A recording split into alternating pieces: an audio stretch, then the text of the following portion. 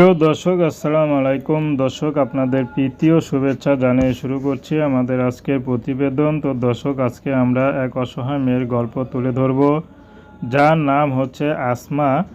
আসমার বাবা নেই, আসমার মা আছে। আসমা গরিবের সন্তান। আসমার মা হাঁস মুরগি পালন করে সংসার চালায়।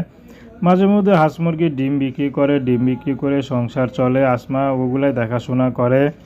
তো সেগুলো করে তো কোনো মতো পেট চলে, কিন্তু আসমাকে যে টাকা পয়সা খরচ করে বিয়ে দিবে সেই অবস্থা তার মার নেই। এই জন্য আসমা এখন ইউটিউবে এসেছে। যদি ভালো একটা জীবনসঙ্গী পায়, সে মানুষটি যেমনই হোক, আসমা বিয়ে শাদী করতে রাজি আছে। আসমার ব্যক্তিগত কোনো পছন্দ নেই। আসমাকে যে ভালোবেসে নিতে পারবে, আসমা তার কাছেই যাবে।